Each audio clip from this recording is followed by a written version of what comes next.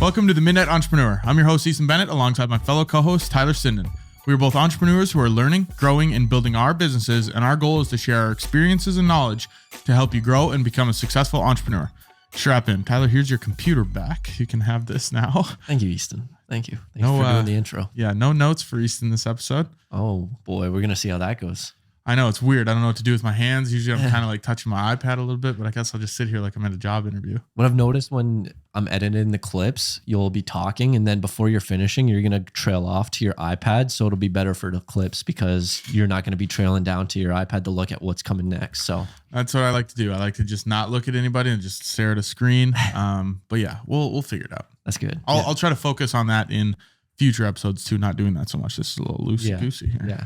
So what's going on with you? You prepped and ready for that part? I wasn't, but it's just been a hectic week. When was it? Did we film last Wednesday or last Thursday? Tuesday, Monday, maybe? Tuesday or Monday. Yeah, it's been crazy. 3 shoots to round out last week. And then the weekend was busy. We had a shoot on Sunday together. And then this week again, crazy. And then next week, 5 shoots in 5 days. So It's been a little bit hectic. Nothing to update as far as business goes. I mean, landed a couple jobs. One today for $5 to $6 grand, somewhere in there.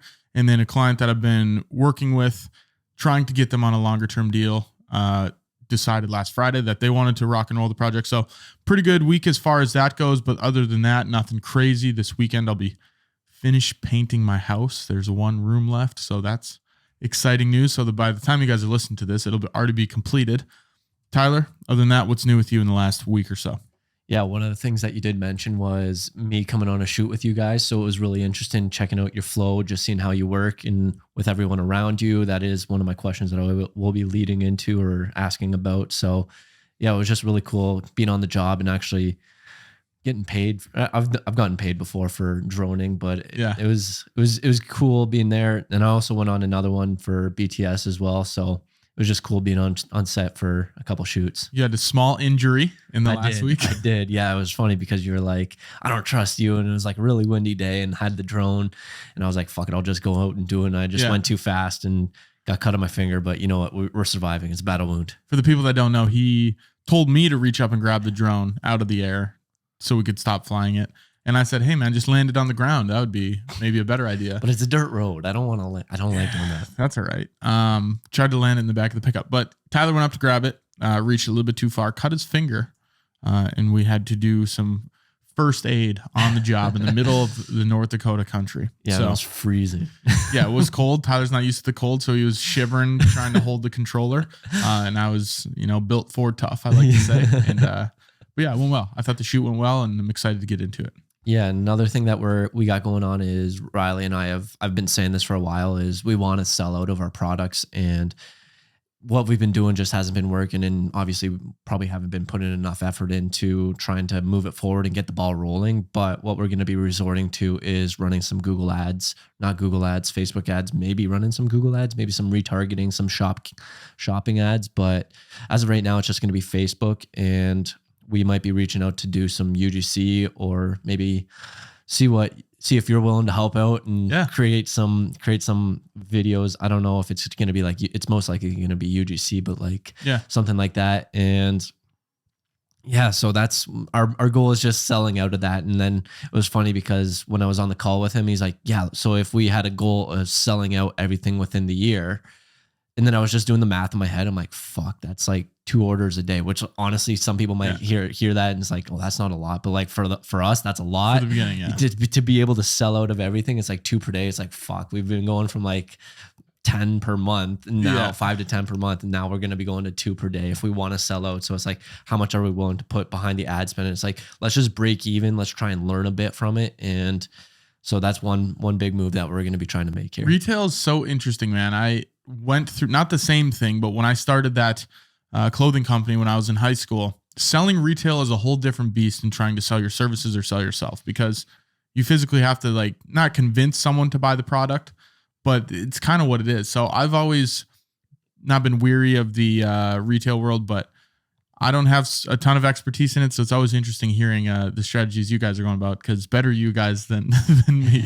Yeah, that is one question that I did want to get into later. And the last thing I want to just say is I'm starting up my old business that I did start, and like I haven't really just starting the website and trying to get baby steps, trying to move forward with it. So yeah, just. I heard it sounded like he was doing a fantasy football draft on the couch the other day. It was like, da-ting, da-ting, and you're on the chat with the website, people getting the website set up. So yeah, I was like, what the hell's going on over there? Yeah, it's funny because I was just thinking, I was like, if I'm going to be offering these services, I don't even know how to do it for myself. And I was just like struggling to get it set up because there was like some DNS issue. And because I bought it through Google and then the domain through Google, and then I bought the hosting through SiteGround. Okay. And then they had to it has to be set up to redirect to SiteGround. And then I just had a little issue there. And yeah. Because it's New Frame Digital. Beforehand, it was mainly video production services. Are you going to be, do you want to release this? Do you want to go into a different avenue? I mean, leaving it as digital, which is nice that you named it that, because it allows you a little bit more flexibility. If you said New Frame video production, that's a little bit harder to do. Yeah, that's where I'm struggling at right now, is coming up with what I'm going to be offering the services.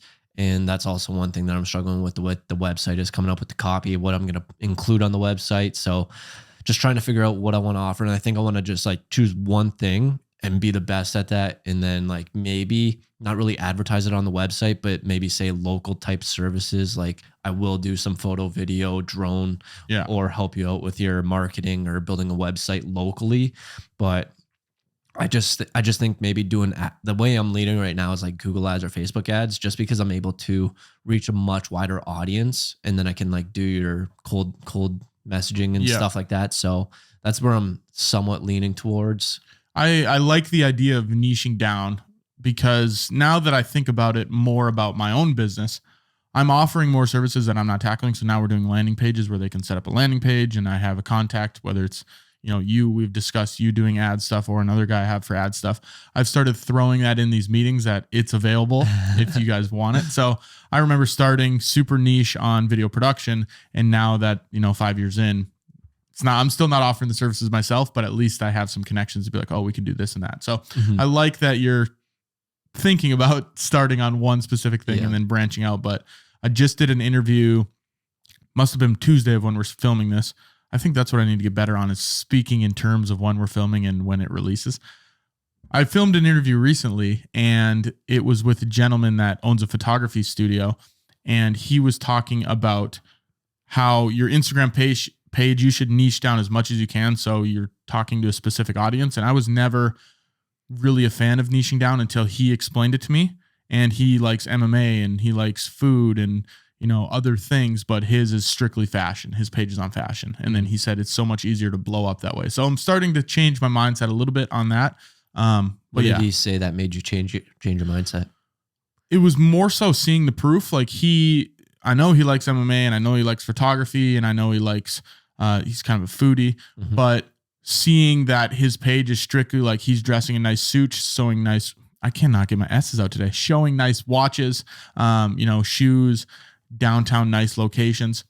That's his whole brand. And he's been able to amass about 18,000 followers, I think, and start to get brand deals and get paid for that kind of stuff. So that's when I was like, okay, maybe he is on to something a little bit. I'm not going to do it with my business, but the personal page, I'm just focusing on content that will help a client grow with video.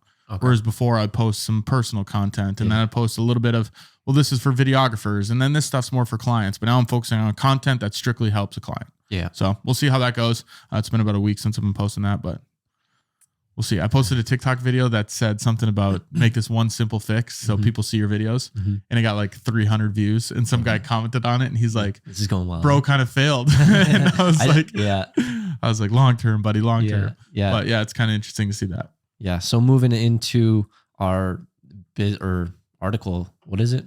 Current news event? Topic, current event. Yeah. Current event. Yeah. So basically what it is Apple rolling out a 4.15% savings account. I can read a little bit on it here. What it is there's no fees, no minimum deposits, and no balance requirements. Users can easily set up and manage their savings account directly from Apple Card in their wallet. So, which is super interesting, because I've heard personally a lot of creators talk about high yield savings account, which that would fall under at 4.15. Did you say?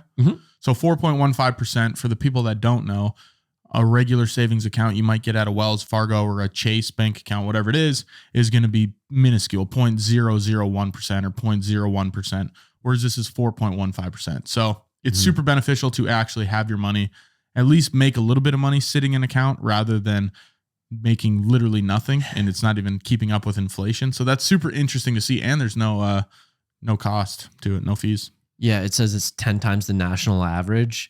There's some other stuff in here that I'm trying to find that I can't exactly find, but it's just stuff attached to the new savings account,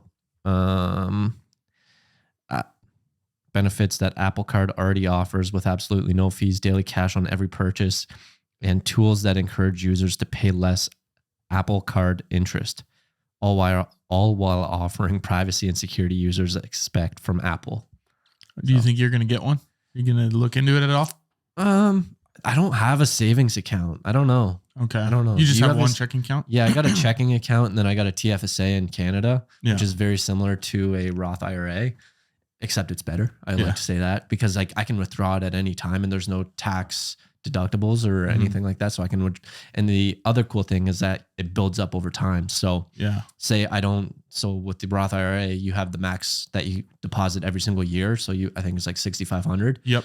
And then with the TFSA, same thing, except if I miss a year, it builds up. You can go back. Yeah. Exactly. Okay. I remember you talking about that. So I really like that aspect of it. And that's kind of been my mindset recently is I want to sure, it might be smart to put the money in, but if I want to make like millions and then I can go back and just like, oh, I can put this $50,000 in that I've missed over the 10 years or whatever it is. Yeah. I wonder if you can do that with a Roth. I'm not entirely sure. You can't. It's every single year, and then it resets every single year. So that's kind of cool about the Canadian one. Then I personally do have a savings account, so I have a personal checking and a personal savings, and then a Roth IRA account, which is not attached to my bank accounts, and then I think 4 or 5 business accounts. So a business account, and it's from the book Profit First. I don't know if we've talked about this, but an income, an operating expenses account, tax account, profit account, and then just kind of setting those up. It's all one business, but it's just to separate your money just a little bit. So do you see yourself getting this Apple or savings account? I think maybe down the road. Like I don't keep a ton of money in my savings account. Okay. Just because I try to live. Do you have an Apple Card? Yep. Okay. That was the first credit card I ever got.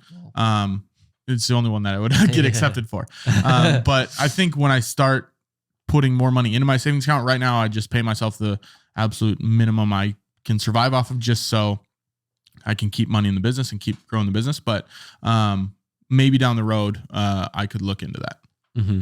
Yeah. I feel like I think the other good thing about this is that it provides competition. That's the good thing about capitalism, where now that there's so many things that it's going to be shaking the economy because of this, but with them doing this, it's going to force the other banks to either do this or Apple's just going to get so massive because everyone's just going to want to go there, and they're just going to be people's just going to be handing them money. And then all of a sudden Apple has all this extra cash on hand to play with. Isn't it crazy that Apple started as a computer company and now it's literally a bank? Yeah.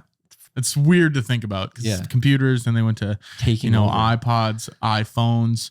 Now I think they were even looking at doing cars at one point. Oh yeah, they were. Yeah. Automatic for competing with Tesla. Yeah, and now they have literally a bank, which is crazy. Mm-hmm. I'm not sure if it would because I know there's a lot of regulations within like the banking and financial industry, so I'm not sure if somehow all of Apple is going to get tied into that, or if they're going to fall under that, or if they're even going to be classified as a bank. So it'll be interesting to see how that plays out as well. It's weird. They're almost becoming a company that's doing everything. Like how Yamaha makes motorsports, and then they also make pianos. Oh yeah, isn't that what it is? Or Honda, something? Yeah. So it's like, I don't know. It's weird to wrap your mind around that. They make phones, but they're also a bank, and they have billions of dollars just from everyday people. I don't know. It's gonna be crazy. Weird to think about. But so, what do you think about that? Do you think it's good for the economy? Bad? Oh I don't know. It just seems like they're gonna be a massive conglomerate. I want them to be. Honestly, I love new things. I love Apple. Yeah, I don't think I am an Apple fanboy, but I don't think both of us. I don't know what the harm is, Apple getting more market share and being bigger. I don't know. I like new things. Anytime a new thing comes in, I'm on board. So yeah. Do you? I think it makes banks level up though. But at the same time, like a lot of people don't like the banks, and especially with SVB, everyone was getting scared. So I don't know. It'll be interesting because now, like Apple, like what if Apple just becomes a bank and then all of a sudden they own everything, they're a monopoly. But I think there's going to be laws and regulations that do get put in place. But yeah, we'll have to see where it goes. I mean, I'm not down on it. Like obviously it could go completely south, but in the meantime, I'm going to enjoy it. yeah. So moving into this episode, I know you talked a little bit about it going at the start of the episode here, but what this episode is going to be on is Easton's beginning story and how he got to where he is today and We all need that. Cheers button. I don't know if I have it right now. But I think there's one actually on the soundboard. That'd We be can't funny. reach it though. So what I would like to ask you, Easton, do you intend to tell the truth, the full truth, and everything but the truth? Sure. Okay. And before we get started, hopefully you guys enjoyed Tyler's episode last week. Yeah. I enjoyed the question side of things. I enjoy interview style podcasts and even conversations like that. So that was a fun one for me. And hopefully this one is just as fun. And now you get to be on the other side. Yeah, I know. I'm at the helm of everything. I'm kind of running this show. Yep. This is the first time I've done it. Usually you're the one conducting the meetings. So How does it feel? it's, I'm the captain. yeah. Yeah. It's nice just sitting over here, just being along for the ride. twiddling the thumbs. Yeah, it's a little bit more nerve wracking. I remember when Broden, when he was the man in charge for his episode, it was completely different atmosphere for him, environment. So yeah, it's completely different when you're in charge. And I feel like you run the podcast and interviews really well. So Try to run a tight ship around here. all right. So getting into the first question here, elevator pitch. What do you do? I know you said this last time, but if you didn't catch it last time. I haven't even perfected it, but I help companies grow their business. What was it? Gotta have this on lock. Yeah, I should have. Well, there's two. There's like a YouTube one that I think I mentioned last week, and then there's like the LinkedIn the LinkedIn bio. So the LinkedIn bio is we help businesses grow their companies through targeted video marketing. Okay. Now the businesses and companies, the words can interchange there. I'll perfect it. I'll sit in front of the mirror in the morning. But yeah, we Just basically say it to yourself 5 times every morning. Yes, affirmations, but it's just your elevator pitch. But we help businesses grow their companies through targeted video marketing strategies. Cool. So it's basically what it is. And then the LinkedIn bio, I actually added, if you don't like it, you don't pay. But I haven't had to enforce that at all. Cool. It's just kind of an offer builder, you know? How long did that take you to come up with?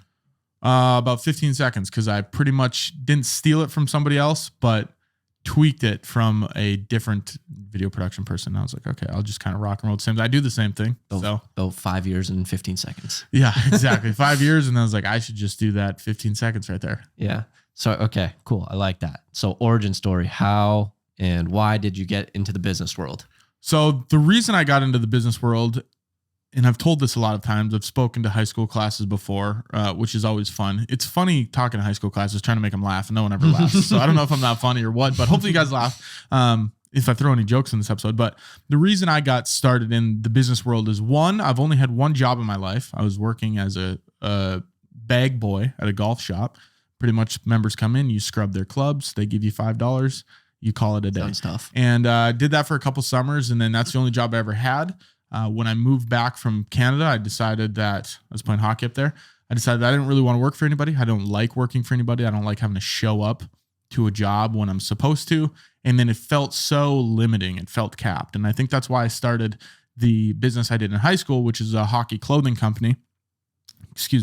A hockey clothing company that I had to do for a class project. We had to build a business plan. I thought, well, why don't I just build a business plan that is actually a business I could start? And at the time, I wanted to be a clothing company that was almost like Sauce Hockey. I don't know if you're familiar, but they used to work with Paul Bissonnette, and they would have these graphic design t-shirts, almost like what Barstool's doing. And that's what I wanted to do in the beginning. So that was the first business I started, but I always knew that I wanted to work for myself, and then I wanted to start something. It was just figuring out what that was. Mm-hmm. Okay. So you did mention the business of Sauce Hockey, or what was it called? Yeah, Plug Hockey Company. Plug Hockey. Is what it's called. Plug Hockey Company. Okay. So that was going to be leading into like my next questions here. Basically, what was it? Why did you start it? You kind of touched that. Did you have any help? How were you able to start it up and know what to do? Yeah. So we had to do it in entrepreneurship class in my senior year of high school. And people were starting lawn mowing businesses, and I'm going to start a beauty parlor and all this. I thought, well, I'm just going to sell t-shirts, and then I can actually sell t-shirts.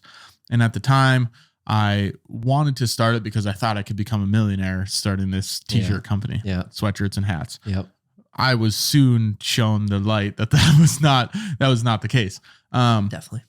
So I started it, and the way I started, I had access to Photoshop in the class. So I would just make these designs during class, and then my business teacher would help with everything. Okay. Then my uncle helped me a little bit getting the document set up. It was just a DBA, so Easton Bennett doing business as Plug Hockey Co. And that's kind of the startup. I just started creating designs and then sending them over. I worked with a local print shop, and they just started getting them on t-shirts. And then after that, I tried to sell them. Wasn't a very good salesperson at all. I didn't like selling to people. And I always say it's hard to sell a $25 t-shirt when I personally wear $5 Target t-shirts everywhere I go. Yeah. So that's where I think the imbalance came from. On morally, I didn't feel right charging people money, whereas I was kind of a penny pincher myself. Okay. So that's what I think the downfall was. But yeah, that was pretty much the start. Is I had it in high school and I wanted to get rolling on it. And then those are the people that helped me. So when you went to this third party to put the prints on the shirts, did you have to buy in bulk, or was it like drop shipping where you could just say, hey, I got an order, just fulfill it? Or how would that work? Bought in bulk. So went online and bought t-shirts, okay, here's 100 white t-shirts and you got 20 of each size. And then I just brought them up to the company and they printed them for me. So didn't get any discounts in the beginning. Eventually I moved to drop shipping when I moved up to Canada because I couldn't actually handle the inventory, but I could handle it. Like I could definitely hold on to it, but I couldn't handle shipping it out and then going through customs and all that. So I eventually went to drop shipping Printful. And then that's when that transition was made. But yeah, in the beginning, I was just ordering a shit ton of stuff. And I don't even know where I got the money, to be honest with you. So it wasn't even a local company that you found here, or it was someone like you found online? What year was this? This was 2016, 2017. Okay. So, 6-7 years ago. And the company I bought online was Bella Canvas, I think the brand was. Okay. And then the sweatshirts were just Gildan. Everyone has a Gildan sweatshirt. And then I just ordered those from the website. And obviously you got discounts for ordering depending on how much you order. If you order 1,000, you get a discount. But if you order 100, you don't get as big of a discount. So I just ordered those online. They would come in a big box. And then I would just bring that box up to the local printing company. They'd take them all and print them. And then I'd just come pick them up. So that's really what the process was like. They also offered to purchase the clothing, like, hey, we'll get it, print it, and just get it to you. But their cost was higher. So I just ordered it on my own and then brought it up there. But yeah, that's kind of how it started in the beginning. Just found it online and then just went from there. Cool. So did you have any like lessons from this first business that you started that maybe you want to share? Yeah. You really got to pound the pavement with retail, I think. I was scared to ask people for sales. I just thought organically I would want them to do it. And I didn't want to, push people into, buy my shirt, buy my sweatshirt. And that's kind of really what it comes down to in the beginning, unless you got a really hit product, whatever it is. Okay. And I learned that you need to build a brand. People don't buy just a random product. They want to build a brand, how it changes their life, the lifestyle that it gives them. The story. Yeah, exactly. And then, getting into retail stores, I got into one. Oh, did Duffy's Hockey and Sports. I think it was almost local here. A pity. Yeah. It's like, hey, Duffy, can I put awesome. 25 shirts here? And he said, yeah, for sure. And it was a couple $100 order at the time. I was like, oh my gosh, $200. Big time. Yeah, it's insane. And then I set up a couple pop-up shops at the rink. Cool. Where I would just sell hats and t-shirts at a regular booth with a wrinkled old thing over a folding table. So that's kind of what it stemmed from. But yeah, that's what I really learned, is that it's really hard retail to get going in the beginning. I think eventually you might hit an exponential explosion, but you really got to pound the pavement. Yeah. One thing that you don't really realize with retail has so much inventory, like extra small, medium, large, extra large, double. And then you got all this inventory, and then you got to sell out. And then you really, same thing with shoes. Like there's so many different sizes, like wide, 9.5, 10, all that shit. And you really got to have like all this inventory, and then you got to pay attention to like data and analytics. What sells the most? What doesn't sell? That's what I didn't look at all. Exactly. It's like, let's just get 20 of each. And then all of a sudden you get all orders for medium or large, and then you get no orders for like extra small or double XL. I learned that after my first order, because I had a shit ton of designs too. So I think I started the business with $1,000. I think I maybe had it in my savings account. And that's what I learned right away. It's like, I don't need as many double XLs as I do mediums and larges Yeah. because it's not the common size. Yep. So I think I had a sample order and then it kind of struck with me before I put in a big order, which was good. But yeah, it's managing the inventory. It was a nightmare. So quitting, people always say, don't quit, like just stick it through. You obviously quit this. What made you quit, or what was the deciding factor on that? A couple things. So I was in Canada and it was hard to grow the business and play hockey. Mm-hmm. I think I was spreading my time too much, where it's like my hockey was maybe being limited because I was working on the business, which didn't really make sense. Yeah. I mean, if it was this big business that was making me a ton of money, awesome. But like priorities are obviously playing junior hockey and trying to win a championship. Yeah. So it really slowed down up there. And then at some point I just realized the margins on a retail product, and not saying all retail products, you know, if I'm selling hot tubs, it might be $4,000 that you're making in profit. But a t-shirt, if I'm getting them for 12 and I'm selling them for 20, you're only making $8. Well, how many t-shirts do you have to sell to make a freaking living? Yeah. A lot of t-shirts. So that's when I kind of realized, I'm like, I don't want to have to sell 1,000 shirts a day to make good money. So I think that's when eventually when that clicked in my head, I thought, okay, I'm going to move away from this. But through this, when creating all the marketing content, the videos and the photos and growing the social media pages, I think that's where I started to see that I enjoyed the creative side of things, which maybe propelled me into the next venture. Okay. So before we get into after this segment of your life, whatever you want to call it, was there someone that had an impact on you that made you want to become an entrepreneur? I don't know if there was anyone around me in my tighter circle that influenced me to becoming a business owner and entrepreneur, but I did watch an absurd amount of Gary Vaynerchuk videos. I think everyone did back then. Yeah, dude, he used to have Daily V, whereas every single day he would post a vlog of what he was doing. And I binged watch those things, man. So I think he was really the propeller to get me into the next area of business where I really want to do this. I want to explore, and his philosophies I really resonated with. Some of them now I've heard so many times that it's just like white noise to me, but that would be the biggest proponent. I don't think there was anyone like locally though. Like my parents are both, you know, my mom works at a hospital, my dad's a teacher, so there's nothing there. I've got a couple of family members that have businesses, but it wasn't like we were having conversations like, oh, you should do this. So I think it was a lot of just I just did it on my own. I just wanted to do it, but a lot of it attributes to Gary V, and then the YouTubers that were in the video and photo world also helped. Okay. So that somewhat leads into my next question. Whatever my next question is. So obviously there's a gap from, hey, pay attention.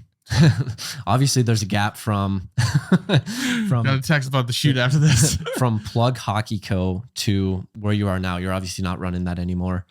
What happened after you quit, and was there a gap, and then did you go straight into it? What are you doing now? Because we're missing about 4 years. Yeah. So or 5. Yep. So when I was in Canada operating this, and it was probably my first year that I kind of put a kibosh on it. I think the last project was, I don't know if you remember the Humboldt bus crash. Oh, yeah. But the bus crash up in Canada, and I did a design for hats and t-shirts. And then the proceeds went to Humboldt. I didn't even sell that many. It was like 10 hats and then a few shirts. Okay. So that went there. And then that was kind of like the send off, the hurrah of, okay, I think I'm done with this now. And then I came home, worked in the summer, went up to Canada my second year. Wait, worked. Where'd you work? Same place? Yeah. You said you only had one job. Okay. Did I? Yeah, I did. Yeah, just back at, I don't know if I did. I can't remember. Clubs? It's foggy. Okay. Sorry. I think maybe though. All right. Let's just pretend I did. Okay. So then second year I went back up to Canada, and I was going to start this business influencer festival. I don't really know what it was. I signed up for that. Yeah. I remember seeing that. I wanted to create this event at the Sleep Inn where one day was for a bunch of adults, where business professionals would go there and they'd listen to speakers, and there'd be booths you could talk about.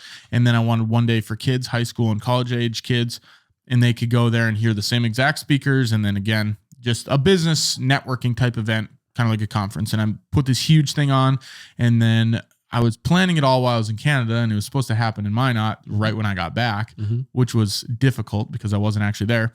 And then I ended up having to cancel it because I didn't sell like any tickets. Like I sold a minimal amount of tickets, and I'm like, I can't do this. Like I have like 300 tickets set up and I haven't even sold 10% of them. So that's when I decided to cancel that. And a couple speakers dropped out last minute. They were going to speak it, and then they said they can't. I was like, well, okay, that's shitty, which I learned about. Maybe we should have contracts. Yeah. But they were doing it for free. So canceled the event. And then after that, I decided when I moved home, I was going to do this video production thing. I didn't know anything about video production, but I had started to learn a little bit as I was in Canada. I was making YouTube videos, learning a lot about it. I wanted to be this internet personality. And then I filmed a video for my uncle when I got back to Minot, his business, and then just kind of went running with it from there. Yeah, I remember seeing, I don't know, I was probably in deck and I was looking up conferences or business events, like, and we're in Minot, so there's obviously not going to be anything crazy big or crazy good. And then I saw that, and then I'm pretty sure shortly after that you were doing the video for DAC Jam, and we'd never met at the time, but I saw you in that event, and then I was going to ask you about it. I don't know if I did or not, but that was like my first time like seeing you. I feel like I might have mentioned it. I'm pretty sure I do remember saying something like that. So was that like, so filming that DAC Jam, how new was that from you and your business? That was 2019. Is that when it was? I want to say 2018, 2019. So 2018, I want to say it was the spring of 2019, because I had got back the 17, 18, 18. Oh, it was 19. So I had got back, I don't know when it was. I think I was doing video for about 8 months at the time. Okay. And I'd done a documentary for the Minot Vistas, which is a local Legion baseball team. Oh, yeah. And that was kind of what I did for the summer. And I wanted to document that to show what I could do. Okay. Got a job offer after one of the executives at one of the news stations saw that documentary. I was actually in the office looking for a song from Nick. You know Nick. We just filmed with him. We did. And he's like, hey, do you want a job? And then I completely missed the job interview. It was on Zoom. Yeah. And I just missed the whole thing. And then I emailed him. I was like, oh my gosh, I went to my spam. Can we reschedule? And he's like, we already filled that position, but I'll keep you in mind. I was like, sweet. I'm going to have to keep doing this business thing. So then my first year. Yeah, my first year, I think I made $8,000, and I was like, "Wow, this is a little difficult," because my parents gave me a 2-year window. I still live in their basement. Oh, okay. They gave me a 2-year window because they wanted me to go to Minot State for business. And I said, "Give me 2 years. If it doesn't work, I'll go back to school." So after $8,000 the first year, I was like, "Oh gosh, I'm gonna have to start enrolling in classes." And then the spring was the DAC Jam video, and it was still fairly new. Fake it till you make it with all of the ideas, but yeah, after that, I landed some jobs that got me through. And then from there, it was just growth. Okay. So you did kind of mention it with the YouTubers. Is that what got you into video and videography in this industry? Yeah, I actually stole my parents' camera when I was in Canada, and I want to start this YouTube show, like a Jimmy Fallon type show, where I was interviewing my teammates, and I don't know if they're unlisted on YouTube now. I'm pretty sure I might have watched them where you're like sitting on a dining room table. Yep. Yeah. So that was at my billet family's house, and the segments we were doing in there were not PG-13. I think one of them was like, name that animal penis, and then I would just show them pictures of an animal's penis, and then they would have to guess what animal it was. So it was supposed to be funny and fun like that, which I thought it was. I didn't know anything about cameras, but that's really what jump-started. I wanted to start this show, and that's what it was. Looking back on it now, it's like, okay, do you really want to play that game? I think that's why they're unlisted now. But yeah, it was a fun time for sure. There was debates. We would do debates and while playing Jenga. So it was fun stuff like that. But that's really what got me started into it. Okay, so over the last few years, you've had, I'd say, some pretty good growth. What would you say was like attributed? I'm just trying to catch up to kind of present day, because then I do have some questions that I do want to ask. I would say it's consistency for sure. I mean, the last 5 years I've been doing it, and it hasn't been sunshine and rainbows for the last 5 years. And it's, still not today. Like, there's good weeks and there's bad weeks. There's good months, bad months. But just staying consistent that, hey, I want to do this video thing, whether it's shitty for 4 months straight or great for 4 months straight, I'm still going to do it. And then every day, getting better every single day. So whether that's editing a video, trying to figure out a new editing style, getting quicker, or figuring out a new way to shoot things, learning new things. So it's really just staying consistent and building on that compound growth of I'm getting better every single day. And then the second part I would say is investing back in the business. The very beginning, I think the first shoot I did, or the second shoot I did, was a Home Depot light with a cardboard box with printer paper taped to the outside as the soft box. And I was like, they'll love this. And I just taped it to the outside as Home Depot light. At least you don't got an iPhone camera. Yeah, exactly. So then that was the first light. And then I went into, which is crazy, the amount of money that I was getting paid to do that. Yeah. or was trying to charge. Yeah. Looking back now is ridiculous. But that's what got started. And then investing back in the business, getting as much gear as I could, upgrading the equipment, and having better quality. Because at the end of the day, you have to have good quality, and then you can grow the business from there. If you start with shitty quality and then just really refine your sales process, it's not going to matter because your shit sucks. But if it's good quality and you got that on lock, and then you can kind of start to build out the business. Yeah. So one of my questions was actually about consistency, because you have been doing this for 5 years, and some people might look at that and be like, oh, that's not a lot at all. But then there's other people that will start a business and quit after, say, a couple months, 6 months, a year, and they won't stick it out for that long term. What's been the key factor in you staying consistent, being able to stay for 5 years? Because I don't even it hasn't even felt like 5 years, and maybe it's like 4.5, 4-ish, 5. But I don't look at it as, well, will I be doing this for 5 years? It's like, hey, this is what I'm doing. That's it. It's your identity. Yeah, exactly. So it's like, this is my thing, video production. So I'm not like, well, am I going to do this in 5 years? Ideally, I'm going to do this forever. Whether it's actually filming stuff or just operating a film company. But yeah, it's just, it never felt like time was going by. Now you look at it and it's like, oh my gosh, I've been doing this for a long time. But in the daily looking at it, day to day, week to week, month to month, you don't even notice it until, you do an interview like this. And then you're like, oh shit, I have been doing this for that long. Yeah. So one thing that you often say is that you don't like video editing. Oh, it sucks. Did you like video editing in the start? Like, how did you get over that hump? Like, you just did it so much that it became something that you didn't like? Or it's not that I don't like it. It's just such a time suck. Okay. It takes so long. Yeah. Whereas I feel like I can be making more money and getting more jobs, but the video editing is just, it takes, if a video takes 8 hours, that's a full day just gone.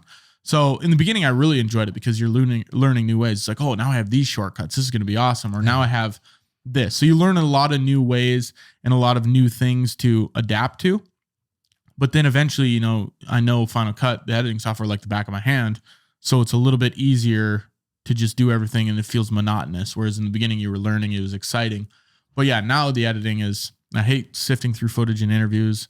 I think I'd maybe enjoy it a little bit more if I had someone to do that and just kind of set it for me on a gold plate and say, now just do the polishing edits.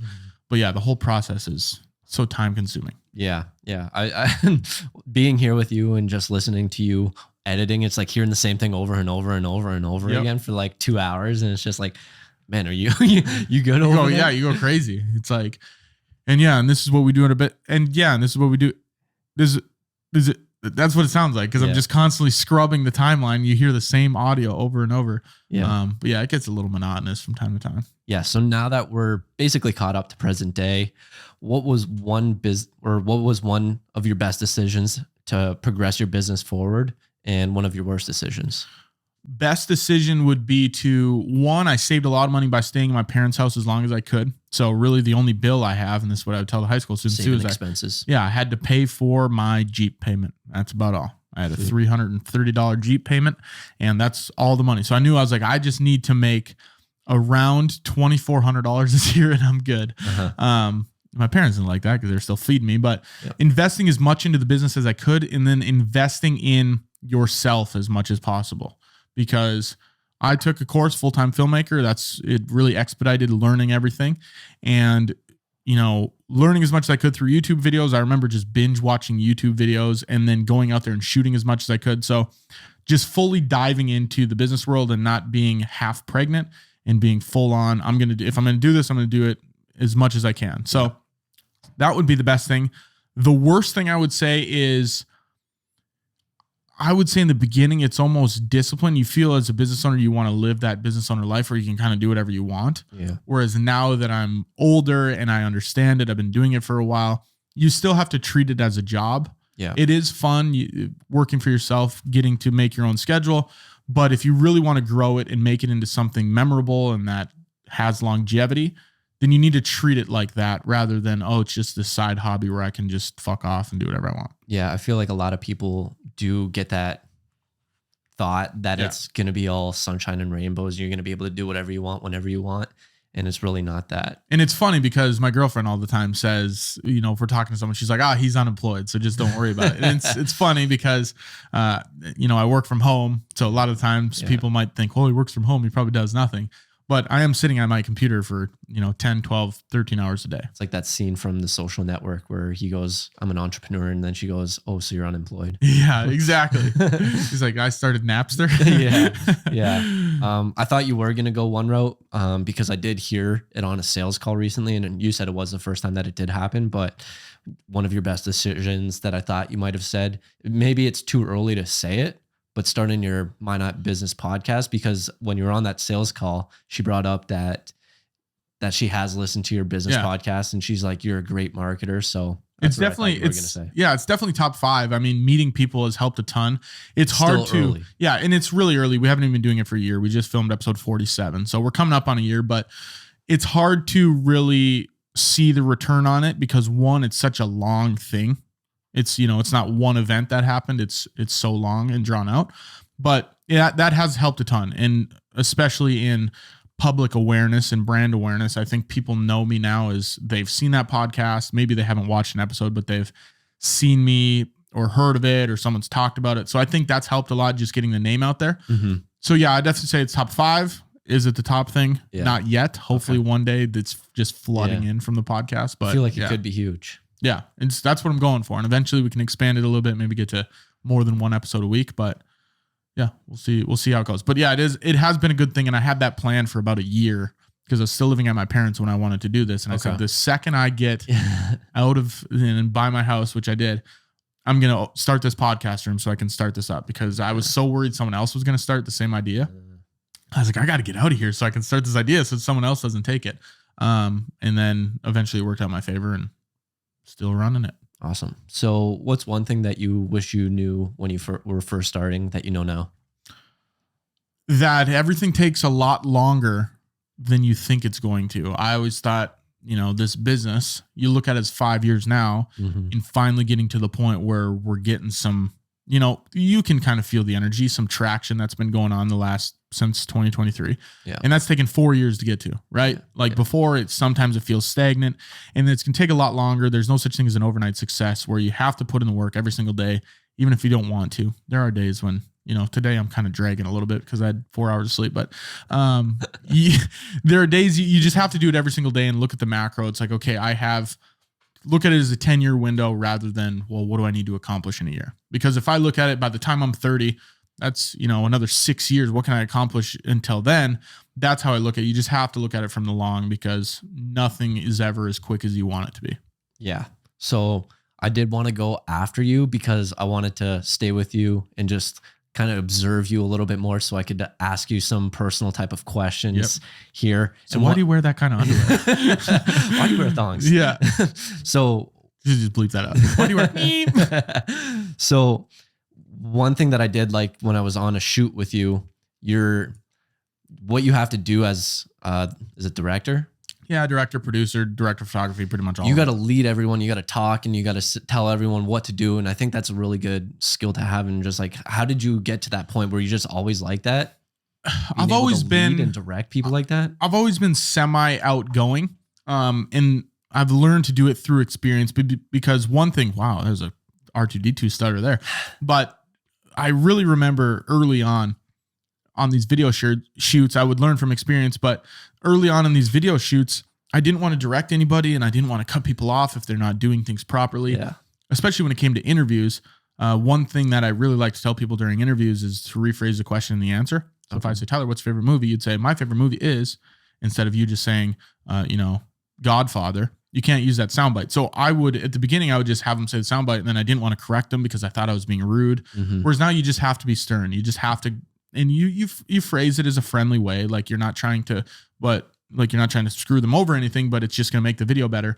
So I think through experience, I learned that a lot. And then I like to think I'm a people person. I like to try to make people laugh, make things lighthearted. Yep. So that's what I try to bring on set too. Make jokes, pretend I've been friends with this person for 15 years. You saw it on the Hess shoot a little bit. I was giving guys shit, hitting them on the chest and that kind of thing. So I think people are more willing to buy into what you're doing if you pretend like you've known them forever and then just make it lighthearted and fun. Because when everything's strict and it's got this way you have to do things, it gets a little, not fun. Yeah. The corporate structure. I know when I was doing a shoot, my first one, and I was just having them and directing them a little bit. I was just saying sorry nonstop. It's like, oh yeah, sorry, we're gonna have to. Oh, sorry, we have to do. Oh, sorry. I did that too. Yeah. Apologizing. It's like you shouldn't be sorry. And that's one thing I learned is take longer than you need. Before I would set up a shot. I'm like, it's good enough. Take an extra 10, 15 minutes and actually get it how you want to, because one, it's going to make the video better. And the client doesn't know whether or not you're ready or not. They're not going to care if you say, I need 10 more minutes. It's just only going to help. So you have to change that mindset. It's only in your head that it's happening. The client 90% of the time does not care. And if they do, then just tell them to kick rocks. So some people are going to learn a little bit about Easton and how he lives his life. You like to prepare your food out the day before, the night before, and I'm assuming there's other areas that you do this as well. Is there other areas, say like with work, where you have to do like a to-do list at night? Like, how's this preparation the night before set you up for success the next day? Yeah, so as far as the food goes, I like to I have a container in my fridge. I put all the breakfast shit in that container that I'm going to need in the morning. One, because I'm not a morning person, so I don't want to, wake up and have to think about things like that. And I do the same thing with my outfits. Recently, I've started doing it with every outfit of the week. Usually it's the night before, just one day. But now I'm like, screw it, let's do all 5. And then I just stack them and grab from the top for the week. But the reason I do it is because the more you can, I'm really into this whole batch thing. If I can batch do it and prepare, I'm set for the week. Okay. Sweet. And then I know what's going to happen. Same with the food. As far as the work goes, I like to be prepared. The one thing growing up, my mom was never on time to anything, and I just couldn't stand that. Same. And I always have to be on time and prepared and everything ready to go, because if not, I feel rushed. I feel panicked. I feel like it's not going to be as good of a job. And I think there's a saying, if you fail to prepare, you're prepared to fail. Yeah. And that's one thing that's really stuck with me. So I really like to make sure, even like the van, like if I'm loading my van for a morning shoot, like tomorrow, I'm going to Devil's Lake. Everything that goes to Devil's Lake will be in the van tonight. I'm not going to wake up in the morning and do it. So I really like to prepare everything, make sure all the batteries are charged and everything, and just make sure I'm ready to go, double check, triple check, because again, it just comes down to preparation again. Yeah. There's another quote that I really like as well that I've tried to do my best to listen to is, it's better to be 1 hour early than show up 1 minute late. And I always try to, 100%. Yeah, I always try to do my best to be early. So I had a meeting yesterday in Bismarck, and it was at 2:00, and I showed up at 1:25. Nice. Granted, I didn't want to drive all the way across town. I could have just been like, I got some time. But no, I was like, I'll just go there and I'll wait, and I'll try to work on my phone in my car. But yeah, it drives me nuts. And it drives me nuts when other people are late too. Yeah. If we say 2:00 and you're there at 2:15 and you don't have an excuse, I'm judging you hard. You know what I mean? But if you're like, hey, like yesterday, one of the ladies with us said, one of our clients' websites went down. I'm going to be 5 minutes late, which I get that. That's an emergency. You need to get their website back up and running. But if you're just like, you walk in, you got a coffee in your hand, and you're just like, you're 7 minutes late. I'm like, sat in line for 15 minutes waiting for, And I think it's a respect thing, going back to, 100%. Respect other people's time. I'm respecting 100%. Yours. I'm showing up on time. So, yeah. All right. So I don't know how much time we have left. Maybe we can just riff through these rather quickly. What's your favorite thing about being an entrepreneur? Favorite thing about being an entrepreneur is, one, working for myself. So, it's twofold. One, working for myself, allowing there's no cap. If I want to make $1 million company, I can do that. It's all in my hands, which is also a downside for some things. Everything falls on me. Extreme accountability, or extreme ownership, is that what it is? Yeah. And then the second thing is the flexibility. So the income's awesome to be able to make as much as you want, but also the flexibility to do it. Like if I want to drive to Montana tomorrow, well, I can't tomorrow, but Saturday or Monday or whatever, I can't Monday next week. I got shoots all next week. But generally, if I want to do whatever I can, like I'm going to Vegas this summer, I can just go to Vegas. I don't have to tell anybody. I don't have to ask anybody. I can just prepare for it and be like, okay, I'm going to be gone for 4 days. So I think that's probably the biggest benefit, is having the flexibility to do whatever you want. Again, you have to manage that properly. If you just go willy-nilly with it, your business is going to be fantastic, but you get what you put in. Exactly. So if you're not putting in, if you put in 4 hours a week of work, then you're probably going to get 4 hours a week back in return. So, okay. Least favorite thing about being an entrepreneur? Least favorite thing. Sometimes I like the structure of being around people, and that's where the shoots come into play. It's good to be out and talking to people. But I would like, when you're not here, it's hard. You're alone a lot of the time. Yeah. Where if I had, and eventually if I have employees, this might change. But currently right now, it's hard to just doing your own thing. You're almost turned into like this hermit. Yeah. But Same thing with working remote. Exactly. So I think that's what it is. I like the structure of being around people, but I'm not willing to sacrifice that to be bossed around every day. All right. Actionable advice. What have you learned or biggest failure you've learned from? I'd say actionable advice, stick with something and run with it. Obviously, you have to know when to quit if you've been doing it for a terribly long time and you're not getting better. But don't picture things as this is going to be, I'm going to be at 0 and I'll be at 100 in a week. Okay. Yeah. It might take 2-3 years and just get better every single day. Like I mentioned earlier in the episode, that, and then use the network that you have. So reach out to, and that's not specifically just making sales, but use the network for advice, for questions, to share your work, and just use everyone you have at your disposal, because you never know what relationship is going to turn into what down the road. Okay. And since you didn't really answer it, what's your biggest lesson that you've learned from a failure? Biggest lesson I've learned from a failure. What's been a big failure of yours? Yeah, I don't know. I don't fail very often. Come on now. No one's perfect. Biggest failure. I mean, maybe one of the clients that I lost, one of the bigger clients, this is a good one. Treat every client or customer, if you're in a service-based business, like they're your only client. Because I think if you do that, like if I had just this one client and they were my only client and they were the only people paying me, you would treat them much differently than if you had 50 clients. So if you can, and it's really hard to do, but if you can treat every single client like they're the only people that are paying you, and that their world is your world, basically, that's when you're going to show, or you're going to maintain your clients and you're going to be able to expand the business. But like I did one time, I neglected the contract a little bit, and then you lose that deal and it's like, shit, I maybe should have put in a little bit more work. Love it. Last question. What's on the horizon for Easton Bennett or BCM? What's the plan? What's on the horizon is that hiring an editor, hopefully. Hiring hopefully a couple people. I already have one short form editor in India that I think we've talked about on the show. My buddy's going to be working this summer as almost like an internship, and then hiring a full-time editor, and then really just growing the business. I mean, the goal this year is 500K in revenue. If we can hit that would be awesome. But again, just growing the business every single day. And eventually, whether it's 2, 3, 4 years down the road, I want to have a cool office. I'm a sucker for cool offices, and I really want one. Do you think you'll ever sell the business? Business way down the line? Maybe way down the line. I don't see it within the next 10 years at all. Maybe even 20 years. But I think I'd always want a hand in it. Yeah. But you never know. That could change. I might 100%. Run into something I want to do more. And if someone's like, hey, here's $50 million, it's hard to be like, okay, well, okay, I'll sell it. You can have it. So yeah.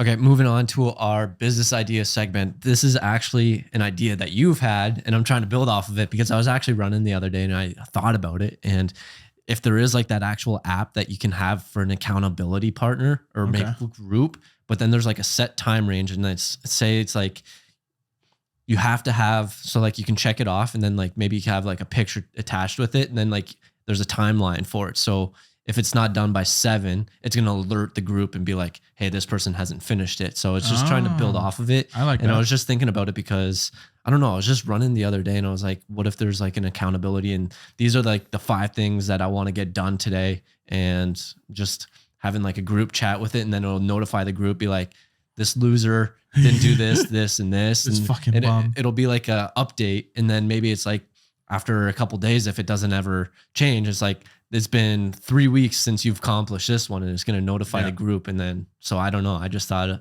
maybe building off of it. Shame. That's what you can tell. But because that was, I think when I brought it up, was it a sleeping thing? You wake up or something? It was something like that. Yeah, right? I think it was like so it's like waking up and starting the day or something like that. I like it. The only thing I see is like accountability partners. It's hard sometimes to, you'd have to get the buy-in from the people that actually want to do it, because I think people are scared of getting reamed. They don't want to be, well, they aren't on the right path then. Yeah, it's true. I guess, you don't want people that don't want to be held accountable. These are people that want to get it shoved in their ass. Exactly.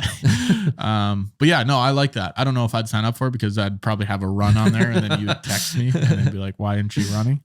Okay, how about you fucking shut up? You get to choose whatever you want on there. That's true. Like your 5 could be different than, it could even be like 7. It's like, I want to accomplish these 7 things. It could almost be an addition on to like a mastermind. Maybe that's something where if our mastermind blows up one day, we can just add that on as an addition. Yeah. And then there's like the Discord channel. Yeah. And then plug in the Discord channel right now. If you do want to sign up, you can email us at themidnightentrepreneur@gmail.com. Yes. We do have a growing audience in there. So Hey, we got 3 people now. Jorge, shout out you. Does Jorge Yeah. listen to the show? yeah, it does. Sick. So Yeah. And we're getting that thing fucking fired up, man.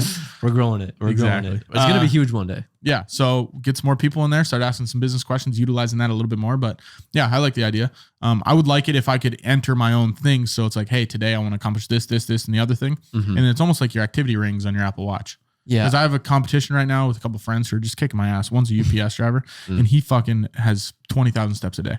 Jeez. But if you had your activity rings, like if Tyler sets his 4 goals of the day, he has to make this edit, do these Google ads, and then make these whatever I calls. think it would be a little bit different than that. I think it would be smaller goals, like because that stuff like that would be something that you change daily. And I feel like I You guess set up for the weekly goals though.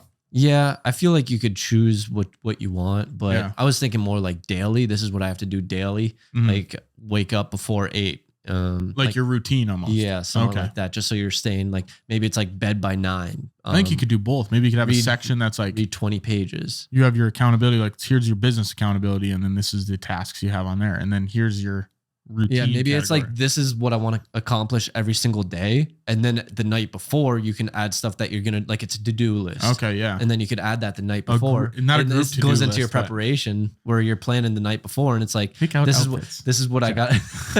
This is what I got to accomplish tomorrow, and then it can lay like it. everything out. I like it, Tyler. Yeah. So do you want to get the outro? Yeah, sure. Okay. Should we do it together? guys, just read the outro. We don't All right. Tyler, again, thank you for the interview. It went well. It's always fun to be on the other side of the interviews because I do so many of them. Yeah.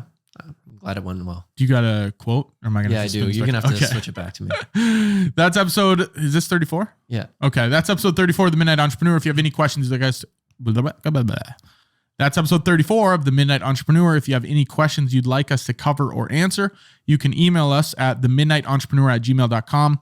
If you found value in this content or found this entertaining, share this with a friend or post it on your story. If you really enjoyed the show, we'd love a rating and review on wherever you're listening. Talk to you guys next week for another episode of The Midnight Entrepreneur. I gotta find it. Taking the mic there with it me is. there. Marketing is no longer about the stuff you make, but the stories you tell. Seth Godin. I love it. I love stories. There you go. I tried to pick one that related to you.